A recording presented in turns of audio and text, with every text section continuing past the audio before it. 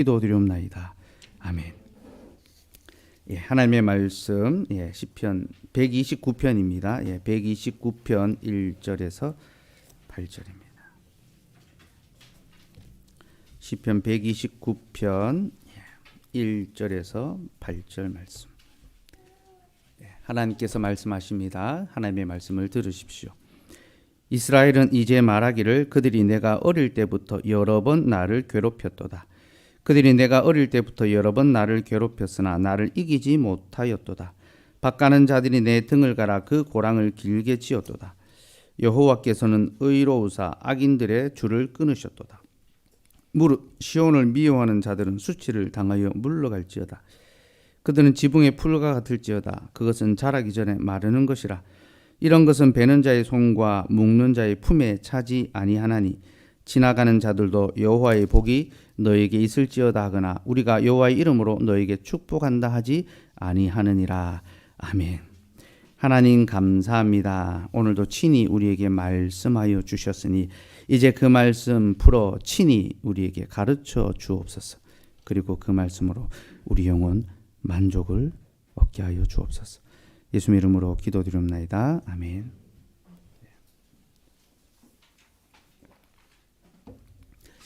우리가 성경에 올라가는 노래를 살펴보고 있는데요. 오늘은 129편을 살펴보려 합니다. 설교 제목은 우리는 교회와 함께합니다 이며 설교 대지는 첫째, 우리는 함께 고통당합니다. 둘째, 우리는 오래 고통당합니다. 셋째, 우리는 함께 승리합니다 입니다. 첫째, 우리는 함께 고통당합니다. 여러분 1절 말씀을 한번 볼까요? 1절 읽읍시다. 시작. 이스라엘은 이제 말하기를 그들이 내가 어릴 때부터 여러 번 나를 괴롭혔도다.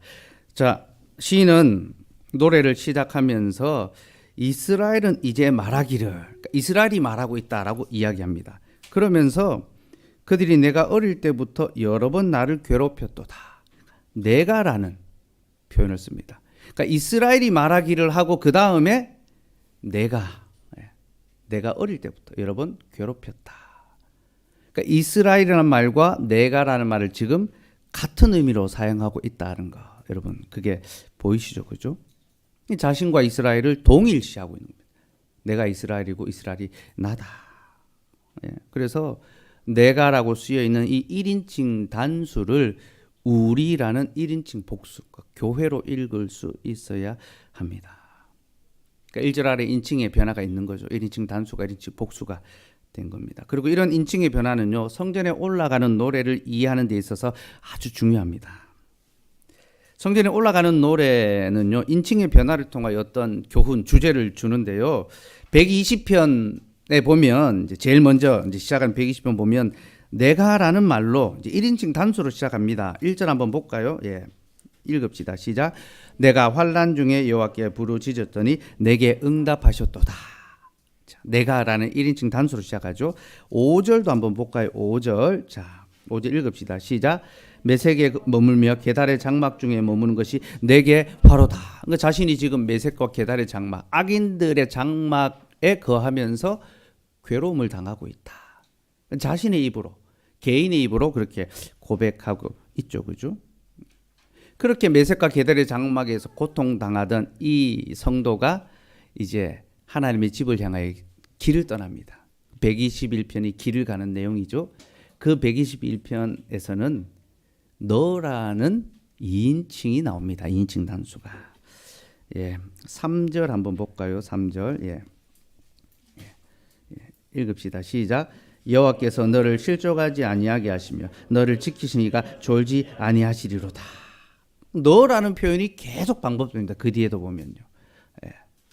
집에 있을 때는 혼자죠. 그래서 하나님을 예배하러, 고통을 당하다 하나님을 예배하러 올라갑니다. 근데 그 성전에 올라가는 길에서 누구를 만나는 겁니까? 함께 예배하러 가는 지체를 만났죠. 그래서 너라고 이야기합니다. 야, 너도 하나님을 예배하러 가는구나. 너에게 하나님의 복이 있을지어다. 그래서 122편에 가면요, 이제 성전에 도착하지 않습니까? 그 성전에 도착하면 이제 우리라는 1인칭 복수가 등장을 합니다. 2절 한번 볼까요? 읽읍시다. 시작. 예루살렘아 우리 발이 내 성문 안에 섰도다. 성전에 도착해서 이제 사람들과 함께 예배하는 겁니다. 무리가 된 거죠. 그죠?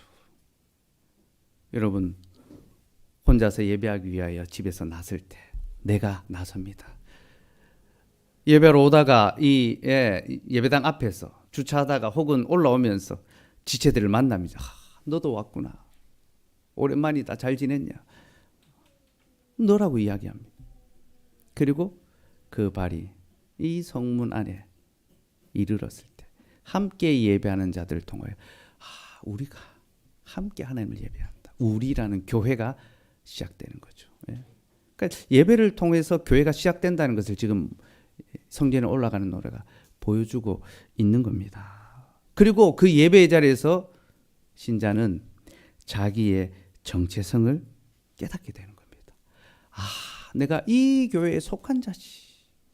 내가 이 교회로 분을 받았고 하나님의 거룩한 자녀요 백성이지. 자신이 교회에 속해 있다는 사실을 깨닫게 되는 겁니다. 여러분 우리가 그난 2년 동안 코로나 때문에 예배를 드리는데 어려움이 있었고 때로는 뭐 한두 주간 우리가 영상으로 예배 드릴 때가 있었잖아요. 그렇죠? 혼자 예배 드릴 때 물론 예배를 드릴 수는 있겠지만 내가 이 교회에 속했고 함께 있다는 사실을 깨닫기가 참 어렵지 않습니까? 그렇죠? 여러분 교회는요 예배를 통하여 태어나고 신자는 그 교회를 통하여 자신의 정체성을 깨닫습니다. 내가 하나님의 교회에 속한 성도구나. 자기의 어떤 신앙의 정체성을 찾아가는 거예요. 여러분 한 가정의 자녀가 태어나면요. 그 아이가 그 가정 속에서 점점 자기의 자아를 찾아가지 않습니까? 나는 누구며 또 여긴 어딘가 자녀로서의 또 그 가정의 어떤 위치를 깨닫고 자기의 자아를 찾아가는 것처럼 신자는 교회에서 예배를 드림으로 자기의 자아 성도로서의 정체성 나는 누구며 또 여긴 어딘가 그 신앙의 정체성을 찾아가는 겁니다. 그리고 그 정체성을 찾는 것이 무엇입니까? 교회를 자신과 같은 한 몸으로 여기게 되는 것입니다. 여러분 성도의 신앙의 정체성이 뭡니까? 하나님께서 나를 교회로 불러주셨고 그 교회에 속하게 하셨기 때문에 내가 이 교회와 함께 한 몸이 되었다. 그걸 깨달아가는 것이 신앙의 정체성을 찾는 겁니다. 오늘 본문에서 시인이 말하는 것이 바로 그것입니다. 그는 내가라는 1인칭 단수와 우리라는 1인칭 복수를 같은 의미로 교차해서 사용함으로써 교회와 자신이 하나다라는 것을 보여줍니다. 한 몸이다. 뗄 수 없다. 그리스도의 몸인 이 교회와 나는 하나로 연합되어 있다. 하나님 정하신 것을 하나님 짝준 걸 사람이 나누지 못하잖아요. 부부의 관계 아닙니까? 그죠? 성도의 관계도 마찬가지라는 것입니다. 하나님이 짝준 것을 사람이 나눌 수 없고 우리는 거기 깊이 연합되어 있습니다. 그러니 여러분 참된 신자는 항상 교회를 자신과 같이 한 몸으로 그렇게 여기며 살아갑니다. 그러면 교회를 자신의 몸, 한 몸으로 여긴다라는 것이 무엇을 의미할까요?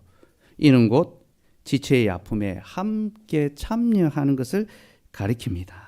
여러분, 우리가 교회에 연합되어 있다면요, 우리는 서로의 고통에도 함께 참여하고 연합되게 되어 있습니다.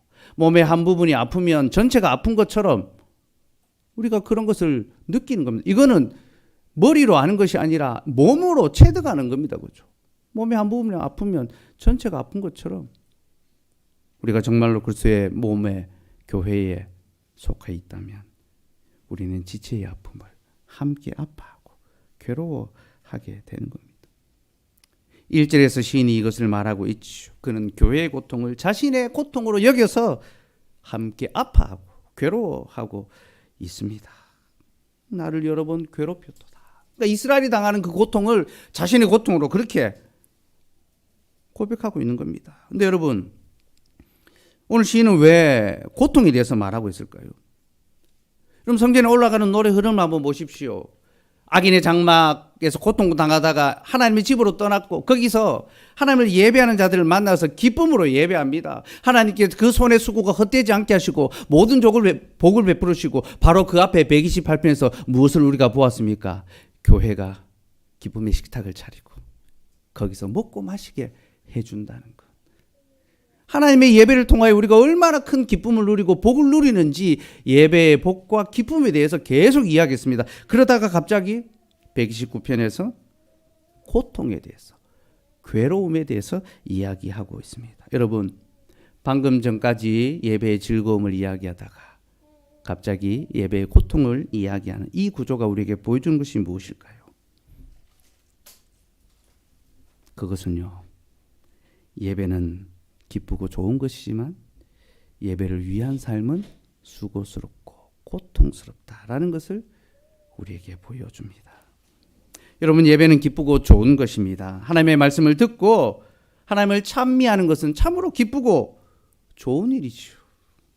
그러나 여러분, 그 예배를 위하여 우리가 감당해내야 할 삶은요, 괴롭고 힘듭니다. 마냥 즐거운 것이 아닙니다. 신자는 메섹과 게달의 장막에서 살아갑니다. 악인들의 틈바구니 속에서 살아가는 거죠. 그리고 그들과 같이 살지 않습니다. 그들과 같이 거짓을 행하고 불의를 행하고 다투며 살지 않습니다. 정직과 성실과 화평과 여호와의 길로 걸어갑니다. 그러니 성도는 세상에서 괴로움을 겪을 수밖에 없습니다. 고초를 당할 수밖에 없습니다. 그렇게 고초를 당하다가 괴로움을 겪다가 하나님을 예배하기 위하여 성전에 올라오죠. 그죠? 그런데 그가 그 예배의 자리에 올라와서 깨닫게 되는 것이 하나 있습니다. 그게 뭡니까? 우리를 깨닫는 거죠. 그 우리라는 것은 예배를 위하여, 믿음을 위하여 수고하고 고통당하는 것은 나 혼자만의 문제가 아니라 우리 모두의 문제구나. 우리 모두가 그런 수고와 그런 고통과 그런 괴로움을 겪고 있구나. 그래서 지체의 아픔을 나의 아픔으로 여기고 받아들이는 겁니다.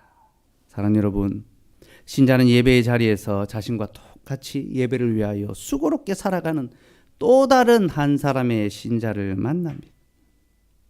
그리고 그의 아픔을 자신의 아픔으로 여기며 서로 위로하게 됩니다.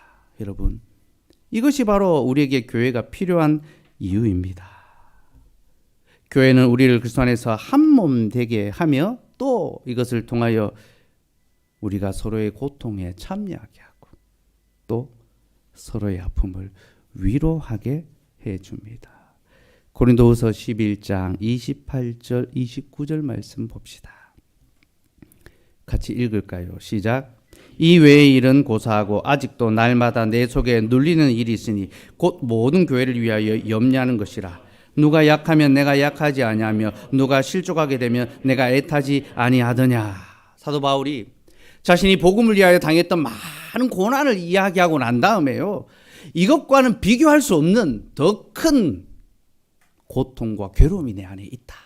그러니까 자신의 육체에 당하는 그 어려움들, 그 고통들, 그것과는 비교할 수 없는 자기 안에 영적 고통이 있는데 곧 교회를 위한 염려, 주의 교회를 향한 염려와 사랑이 그의 마음을 더 괴롭게 한 것입니다. 왜냐하면 그들 가운데 약한 자가 있습니다. 믿음에 연약하고 흔들리는 자들이 있죠. 실족하는 자들이 있습니다. 하나님을 믿는 삶에서 떠나 다른 곳으로, 세상으로 가는 거죠. 그가 같이 아파하고 같이 힘들어하고 같이 애타하는 겁니다. 여기서 애타한다라는 것은요, 마음으로 책망하고 그들이 돌아오기를 간절히 바라는 이 권징과 책망의 마음. 부모가 자녀를 책망하고 권징할 때에 기쁜 마음으로 하는 사람이 누가 있습니까? 아픔과 고통과 눈물로 그 자녀를 책망하게 되지 않습니다.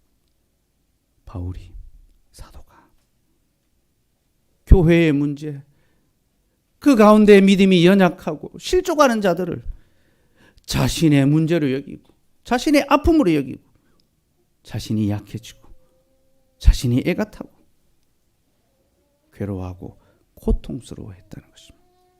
사랑하는 여러분, 이것이 바로 주의 교회의 성도의 모습입니다.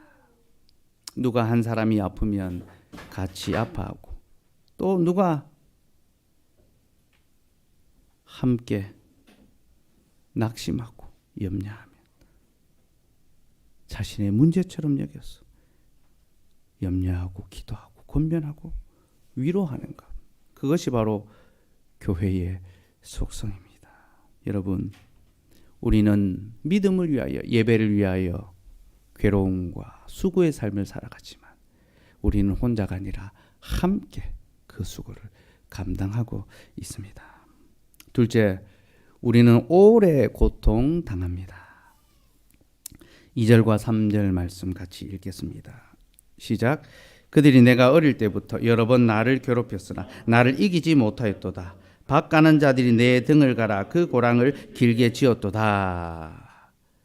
시인은 자신이 어릴 때부터 여러 번 괴롭힘을 당했다라고 합니다. 1절에서 그렇게 이야기를 하죠. 그렇죠? 이것은 이스라엘 역사를 가리키는 말입니다. 이스라엘은 그 시작부터 많은 고초를 겪었습니다. 우리가 잘 알듯이 그들이 나라로 시작할 때에 애굽에서 종살이하고 있었죠. 하나님이 그들을 건져 주셨습니다.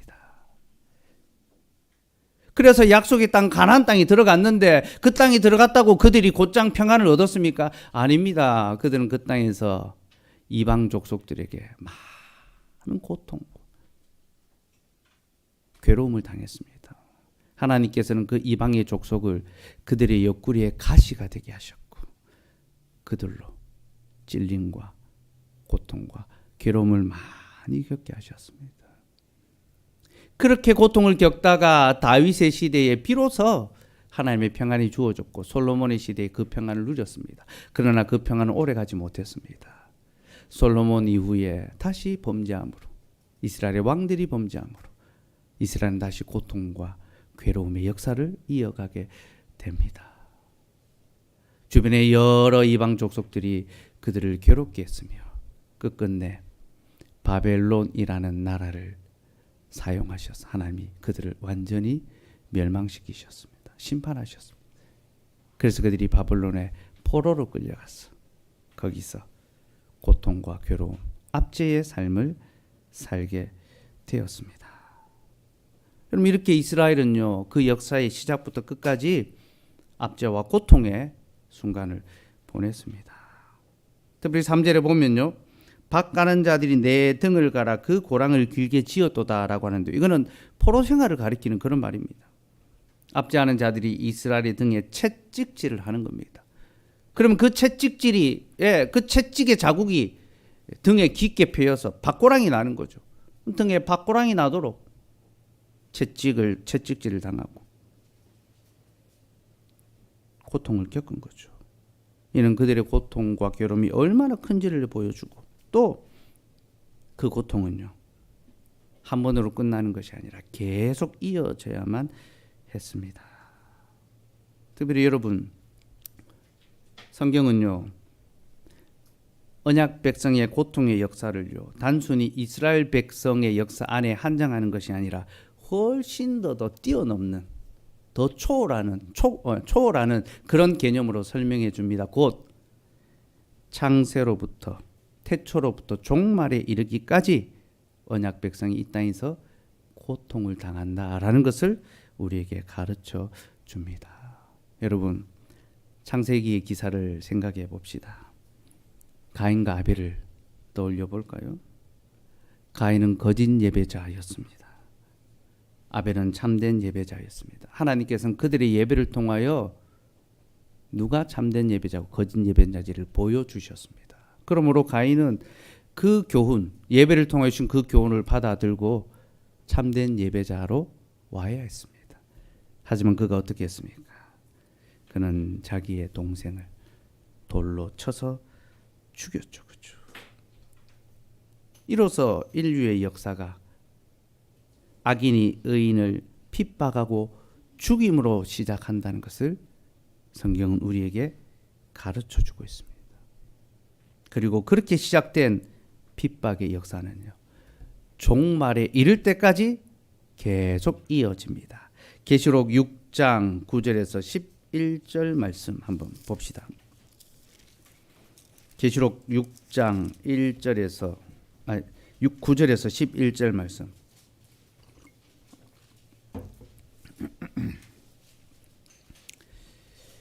(9절에서 11절입니다) 같이 읽읍시다. 시작. 다섯째 인을 떼실 때에 내가 보니 하나님의 말씀과 그들이 가진 증거로 말미암아 죽임을 당한 영혼들이 제단 아래에 있어 큰 소리로 불러 이르되 거룩하고 참되신 대주제여 땅에 거하는 자들을 심판하여 우리 피를 갚아주지 아니하시기를 어느 때까지 하시려 하나이까 하니 각각 그들에게 흰 두루마기를 주시며 이르시되 아직 잠시 동안 시되 그들의 동무종들과 형제들도 자기처럼 죽임을 당하여 그 수가 차기까지 하라 하시더라. 창세로부터 하나님의 말씀과 그 믿음의 증거로 말미암아 핍박을 받아 죽임을 당한 이들이 하나님께 자신들의 피를 신원해 달라고 합니다. 하나님 이제 갚아 주시옵소서. 이제 저 악인들을 심판하시고 의인들을 위로하여 주시옵소서. 그렇게 신원하고 요청했습니다. 그러자 하나님께서 뭐라고 하십니까? 그들의 동무종들과 형제들도 자기처럼 죽임을 당하여 그 수가 차기까지 하라. 그 남은 자들이 순교의 피를 다 흘릴 때까지 기다리라. 곧 세상의 종말 때까지 핍박이 멈추지 않을 것을 하나님은 말씀하셨습니다. 사랑하는 여러분, 신자는 창세로부터 종말에 이르기까지 믿음 때문에 핍박을 당합니다. 그러니 여러분 마음 단단히 먹으시기 바랍니다. 우리는 오래 고통당해야 하며 등에 밥고랑이 날 만큼 고통당해야 합니다. 자신 없으면 이쯤에서 물러서는 것이 나을 수도 있습니다. 하나님을 예배하며 믿음의 삶을 살아간다는 것은 우리에게 그에 합당한 대가와 괴로움을 요구한다는 사실을 기억하시기 바랍니다. 근데 여러분, 신자를 이렇게 괴롭게 하는 대상, 고통을 주는 대상이 누굽니까? 멀리 있지 않습니다. 가장 가까이 있는 가족이 그를 괴롭게 합니다. 가인은 아벨의 형이었습니다. 그런데 그가 동생을 죽였습니다. 형제가 형제를 핍박하여 죽였죠. 이런 역사는 창세기 안에서 계속 반복해서 이어집니다. 아브라함의 아들이었던 이스마엘은 그 동생인 이삭을 괴롭혔습니다.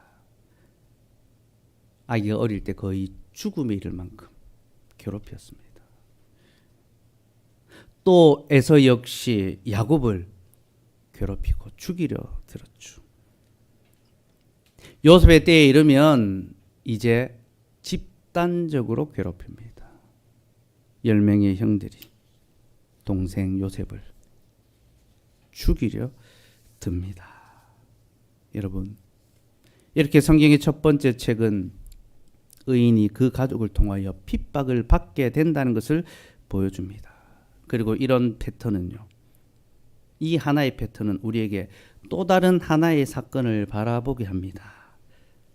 바로 예수 그리스도의 고난을 바라보게 합니다. 그리스도께서도 자기 형제들에게 고난을 당하셨죠. 그는 형제인 유대인들에게 고소당하시고 핍박받으시고 죽으셨습니다.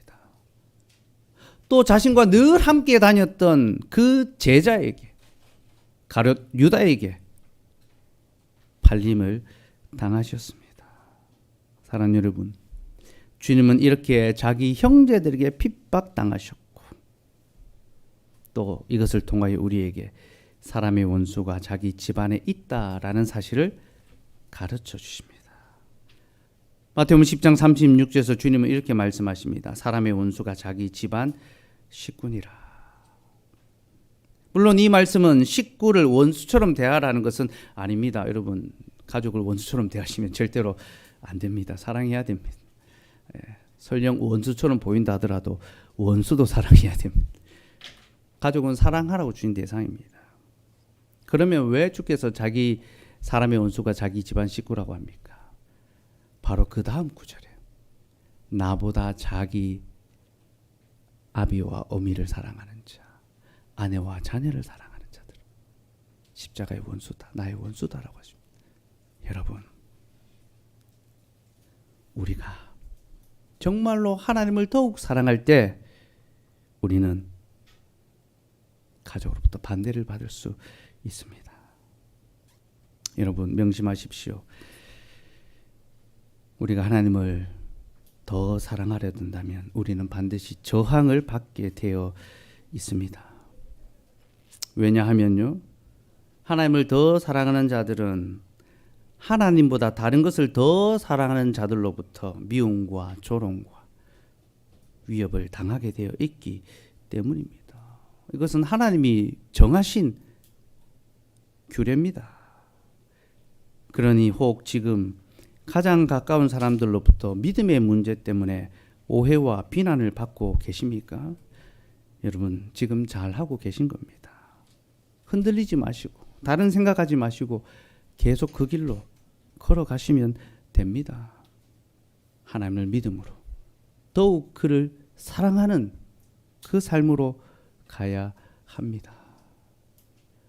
신자는 핍박을 당하고 오래도록 핍박을 당한다는 것, 여러분 명심하시기 바랍니다. 셋째, 우리는 함께 승리합니다. 다시 본문으로 돌아와서요, 4절에서 6절 말씀,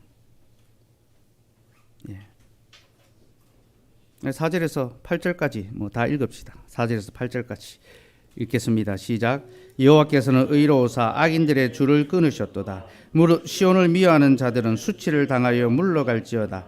그들은 지붕의 풀과 같을지어다. 그것은 자라기 전에 마르는 것이라. 이런 것은 베는 자의 손과 묶는 자의 품에 차지 아니하나니 지나가는 자들도 여호와의 복이 너희에게 있을지어다 하거나 우리가 여호와 이름으로 너에게 축복한다 하지 아니하느니라. 하나님께서는 악인들을 심판하십니다. 그들의 줄을 끊으시고 그들로 수치를 당하게 하십니다. 여기서 줄을 끊는다라는 것은 압제의 줄을 끊는 것을 가리킵니다. 악인들은 채찍으로 의인들을 괴롭히지만 하나님께서 그들의 줄을 끊어버리십니다.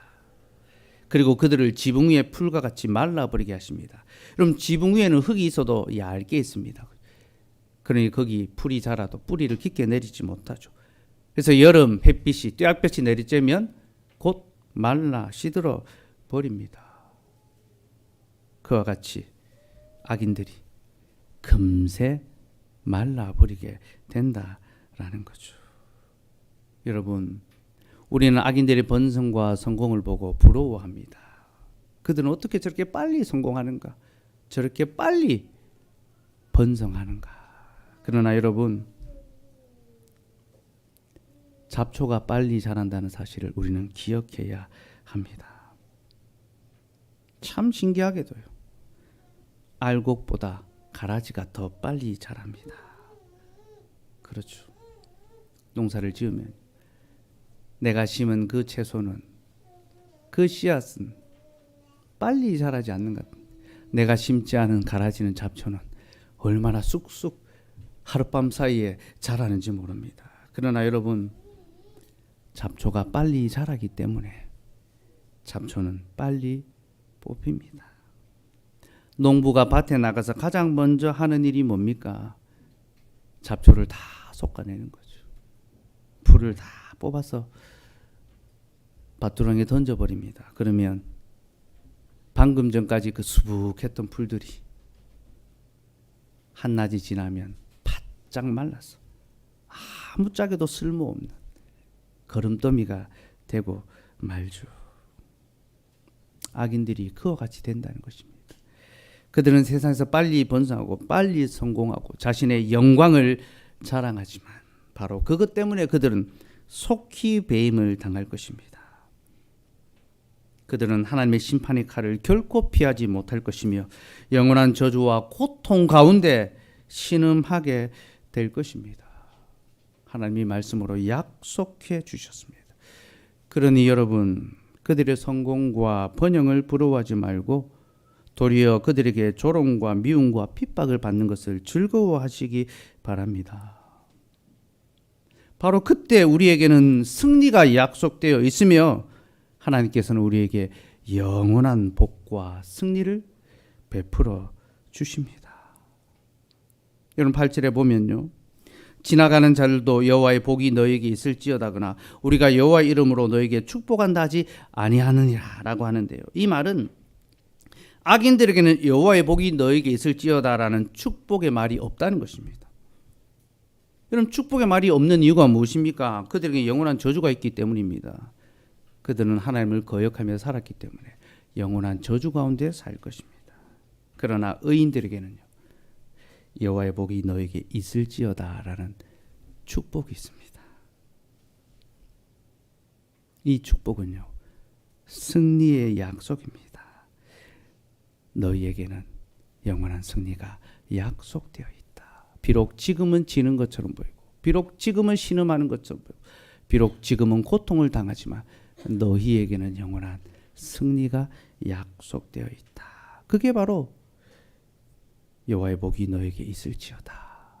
그 축복의 선언입니다. 그런데 여러분, 이 축복의 선언이 무엇입니까?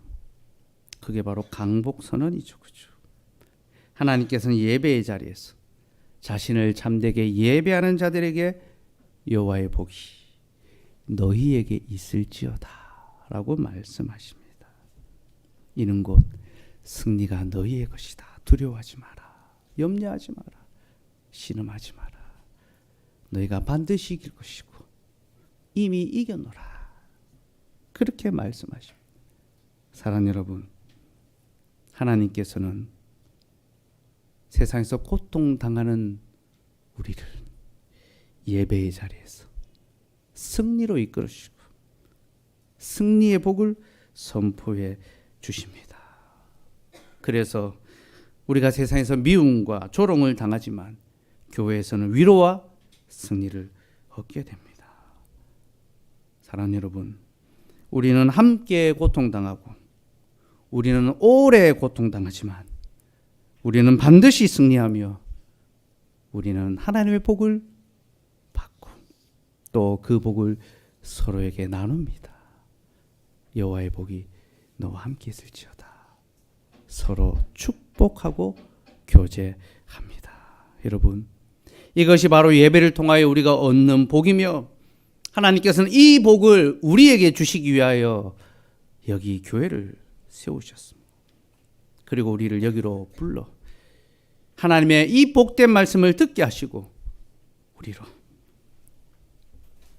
주님을 위한 고난과 핍박을 능히 참고 견딜 수 있게 해줍니다. 곧 여기서 듣는 말씀이 우리를 고난에서 핍박에서 이길 수 있게 해준다라는 겁니다. 이사야 50장 4절에서 6절 말씀을 봅시다. 같이 읽겠습니다. 시작. 주 여호와께서 학자들의 혀를 내게 주사 나로 공고한 자를 말로 어떻게 도와줄 줄 알게 하시고 아침마다 깨우치시되 나의 귀를 깨우치사 학자들 같이 알아듣게 하시도다. 주 여호와께서 나의 귀를 여셨으므로 내가 거역하지도 아니하며 뒤로 물러가지도 아니하며 나를 때리는 자들에게 내 등을 맡기며 나의 수염을 뽑는 자들에게 나의 뺨을 맡기며 모욕과 침뱉음을 당하여도 내 얼굴을 가리지 아니하였느니라. 하나님께서 이사야 선지자에게 학자의 귀와 혀를 주셔서 하나님의 말씀을 잘 알아듣게 하시고 또 그 말씀으로 곤고한 자들을 잘 위로하게 하십니다. 그리고 그 말씀을 마음의 새김으로 자신을 핍박하고 때리고 조롱하는 자들에게 기꺼이 자신의 등을 내어줍니다. 나를 쳐라. 등에 밥고랑이 나도록 맞습니다. 수염이 뽑히고 뺨을 막히고 모욕과 침뱉음을 당하고 그럼에도 그 얼굴을 돌리지 아니하고. 여러분, 우리는 이 장면이 예수 그리스도께서 당하신 조롱이라는 것을 알아야 합니다. 그리스도께서 십자가에 달리실 때 침뱉음과 뺨맞음과 모든 수치를 당하셨습니다. 그렇게 그리스도의 고난을 보여준과 동시에 그 그리스도의 고난의 말씀을 묵상하는 자 역시 믿음 때문에 받는 고난과 수치를 다 감당할 수 있게 된다는 것. 무엇이 가능하게 합니까? 말씀이. 하나님의 말씀을 참으로 깨닫게 될 때에 우리가 이 세상을 조금도 두려워하지 아니하고 이 세상에 당하는 그 모든 수치와 조롱 기꺼이 감당할 수 있다는 것입니다. 그러니 여러분 믿음 때문에 수치를 좀 당할 수 있기를 바랍니다.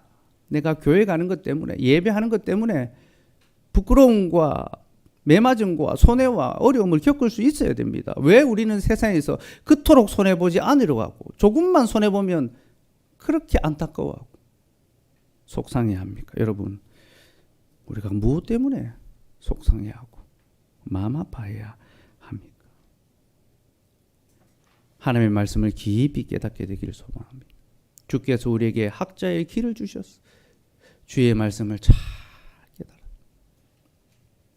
알고 그 말씀을 마음에 새기고 살며 또 우리에게 학자의 혀를 주셨어.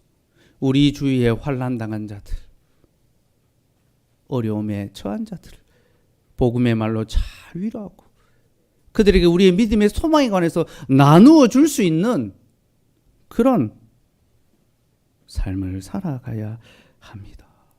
이 모든 것이 하나님의 말씀을 들음으로써 가능한 일입니다. 그리고 바로 이를 위하여 주께서 교회를 세우셨습니다. 하나님께서는 자신의 자녀들을 위하여 교회를 세우시고 그 교회의 말씀에 직분자를 두셨습니다. 그리고 그에게 학자의 귀와 혀를 주셔서 하나님의 말씀을 잘 연구하고 깨닫게 하고 그 말씀으로 공고한 자들을 잘 위로하게 하십니다. 이것이 매주일 이 강단에서 하나님께서 여러분들을 위하여 행하고 계시는 하나님의 사역입니다. 그리고 신자는 그 말씀을 듣고 힘입음으로 자신을 향한 세상의 모든 조롱과 미움과 비난과 오해와 핍박을 참고 견디며 이깁니다. 기꺼이 자신의 모든 것을 내어주는 겁니다. 사랑하는 여러분, 이것이 바로 우리가 교회를 통하여 매주일 받고 있는 복입니다. 그러니 여러분, 이 교회로 부름을 받고 또 여기서 주의 말씀을 듣게 된 것을 당연하게 여기지 마시고 하나님의 특별한 은혜라는 사실을 아시기 바랍니다. 하나님께서 여러분들을 복주시기 위하여 이 교회를 세우시고 여기로 여러분을 부르셨습니다. 여러분, 세상 어디에서도 말씀을 들을 수 있지만 하나님께서 여러분들을 위하여 목자를 세우시고 바로 여러분들의 삶을 위하여 준비하신 말씀을 들을 수 있는 곳은 오직 여기밖에 없다는 것. 그것을 기억하시고 이 말씀 들음으로 모든 싸움을 견디고 이기고 함께 승리할 수 있기를 소망합니다. 말씀을 맺겠습니다. 주중에 우리 지체들 중에 기쁜 소식이 좀 있었죠. 우리 숙현 형제 민지 자매가 임용시험에 합격했다는 소식이 있었고 우리가 다 같이 축하하고 기뻐했습니다. 화요일 오전에 발표가 났는데요. 발표가 나자마자 저에게 바로 연락이 왔더라고요. 그 연락을 받고 기다리고 있었지만 연락을 받고 참 기쁘고 즐거웠습니다. 연락이 안 오면 안 됐구나 그렇게 생각을 했을 텐데 연락이 바로 오니까 그 이름 뜨는 게 참 기쁘고 좋더라고요. 축하하고 또 감사한 마음을 나눴습니다. 특별히 우리 민지 자매는 이제 울면서 이제 본인이 지금 부끄러워하겠죠. 울면서 연락이 왔더라고요. 근데 그 음성을 듣는데 저도 참 눈물이 나고 마음이 울컥하더라고요. 그 마음은요, 그 기쁨은요, 그저 그들이 시험에 합격했기 때문에 드는 그런 마음은 아니었습니다. 그들이 교사를 지원한 동기와 또 대구 경북에 지원한 이유가 교회와 관련이 있기 때문이었죠. 하나님께서 자신들을 부르신 이 교회에서 함께 믿음의 생활을 하기 위해서 다른 곳이 아니라 또 이 지역의 교사로 지원하고 또 누구보다도 열심히 수고했다는 것을 알기 때문에 감격스러운 그런 기쁨이었습니다. 미자매는 몇 번 고민하면서 자고 의논할 때도 목사님 경기도 수도권은 많이 뽑는데 거기로 지원해야 될까요 말까요 고민하더라고요. 그래서 제가 네가 나를 처음으로 불러놓고 어디를 간단 말이냐 뭐 이렇게 말하진 않았고 잘 또 설명하고 그렇게 또 말씀으로 그렇게 또 권면했습니다. 그리고 결단하고 또 이 지역에 또 지원을 하고 또 한 해 더 애를 썼는데요. 하나님께서 그 수고가 헛되지 않도록 열매를 주셨다는 것이 얼마나 감사한지 모릅니다. 시험을 준비할 때 제가 숙현 형제한테 얼마나 열심히 준비하냐 물어보니까 숙현 형제가 목사님 더 이상 열심히 준비할 수 없을 정도로 준비하고 있습니다라고 단호한 눈빛으로 저에게 말하더라고요. 그 말 속에서 저는 또 교회를 위해서 열심히 수고하고 있구나라는 것을 느낄 수 있었습니다. 물론 뭐 그것만 있었던 것은 아니겠죠, 그죠? 뭐 여러 다른 이유들이 또 있었겠지만 그래도 그 중심에 교회가 있고 또 교회를 함께 세워가기 위해서 또 그렇게 수고하고 애를 썼다는 것을 알기 때문에 우리가 마치 자신의 일처럼 기뻐하고 다 축하해 주었던 것입니다. 여러분, 우리는 함께 고통하고 함께 수고하고 함께 애씁니다. 그게 우리의 삶의 우리의 성도됨의 실질입니다. 그리고 이 두 사람의 이야기는요, 우리 모두의 이야기이기도 합니다. 우리는 다 교회를 중심으로 살아가기로 작정한 사람들입니다. 주께서 우리를 이 교회로 부르셨다는 사실을 믿고 여기서 주의 거룩한 교회를 세워가기 위하여 함께 수고하리라 마음 먹고 있습니다. 우리 이런 마음을 사람들은, 우리 가까이 있는 사람들은 잘 이해하지 못합니다. 그래서 야, 너는 왜 더 좋은 직장과 더 좋은 환경이 있는 곳으로 가지 않느냐? 왜 포항에만 있으려고 하느냐? 왜 거기서 움직일 생각을 안 하느냐? 교회 때문에 안 간다 하면 야, 교회가 거기밖에 없냐? 포항 장로교회만 교회냐? 그런 말들을 합니다. 때때로는 조언을, 때때로는 비난을, 또 때때로는 위협의 말도 하죠.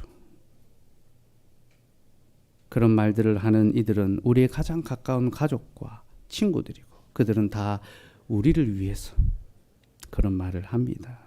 그러나 여러분, 우리는 그들에게 인정받기 위하여 살아가는 것이 아니라 하나님 앞에서 인정받기 위해서 살아가는 자들입니다. 우리 하나님께서는 자신을 예배하며 또 이 땅에 참된 교회를 세우기 위하여 수고하고 헌신하는 자들의 삶을 인정해 주시고 복 주십니다. 그러니 여러분, 우리 여기서 계속 함께 고통당합시다. 오래도록 고통당합시다. 교회를 세운다는 것은 몇 마디 말로 되는 것이 아닙니다. 그래서 피로 값주고 사신 교회이기 때문에 우리의 땀과 눈물과 피가 흘려져야지만 주의 교회가 오롯이 세워질 것입니다. 올해로 개척한 지 6년이 다 채워졌습니다. 이제 3월 첫 주일이면 7년째로 접어듭니다. 지난 주간에 개척을 시작할 때에 저에게 도전하셨던 목사님과 길을 좀 다녀올 일이 있었는데 교회의 실질과 또 교회의 모습을 나누면서 과연 우리가 얼마나 자랐는가, 얼마나 바르게 하고 있는가 돌아보게 되었고 두렵고 떨림도 제 안에 많이 있었습니다.